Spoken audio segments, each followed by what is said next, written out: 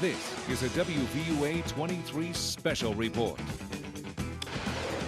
It's been over a month now since devastating floods displaced thousands of residents all throughout Louisiana, including Baton Rouge. Now families are working to get their lives back to normal, and if it wasn't for disaster relief services, many would still be struggling. WVUA 23's Justina Banu was in Baton Rouge with the Salvation Army all last week. She joins us now live with more. That's right, Philip. I got to see firsthand how they've been helping people affected by the flood, including themselves, on this long road to recovery. Not only were thousands of Baton Rouge residents affected by the August flood, businesses were as well, including the Salvation Army. 9 out of 10 of their buildings in Baton Rouge flooded. Despite that, Major Steve Morris, the Salvation Army's divisional commander for Alabama, Louisiana, and Mississippi, says they were ready to help. The challenge was getting up to speed and quickly helping people that have lost everything. And the first thing you do is give them food and shelter because they don't have anything to take home or a home to go to, frankly. The Salvation Army quickly secured a vacant space and started distributing necessities like food and water, clothes, baby products, and cleaning supplies. People have a great affinity with the Salvation Army and know we're going to do the most good with whatever resources are given to us. Many national corporations chipped in as well. Dillard's donated racks of brand new clothes. They just said, here's some clothing. People don't have clothing, so they're going to need that. And most of what we have here has been donated, and we just organize it and give the same things to different families based on their size. Major Morris says those donations have been making a huge impact in Baton Rouge. Take Jimmy Jazz, a New York-based company that donated thousands of shoes and clothing items. President Robert Shapiro says, having gone through similar events with Hurricane Sandy, they knew it was time to help. It seemed like a no-brainer, right? You know, we're sympathetic to what happened.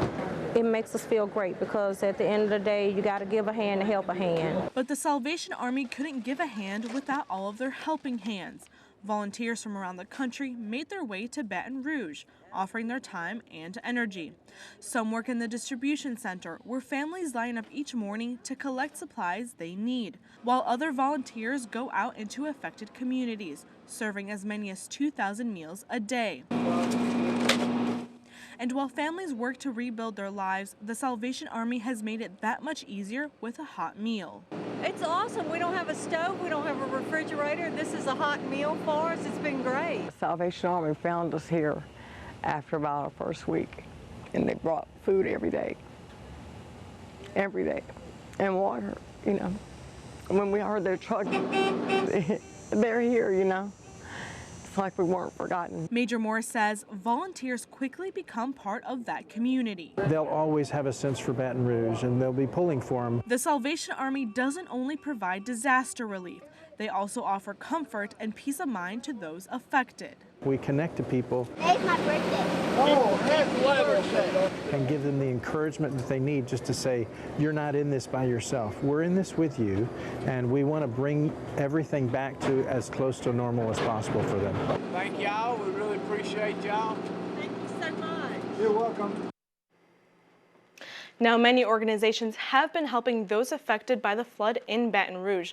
The Red Cross sheltered thousands of residents since August. Today, they are still sheltering over 300 people. The Red Cross says they are here to help those affected get back on their feet, and they will stay in Baton Rouge for as long as they're needed. We're making sure everybody has a plan for after the floods and what are their next steps in their recovery process. And now, Philip, if people will still like to help those affected by the flood, they can. The Salvation Army and Red Cross are asking for monetary donations. They can visit both their websites at salvationarmy.org and redcross.org.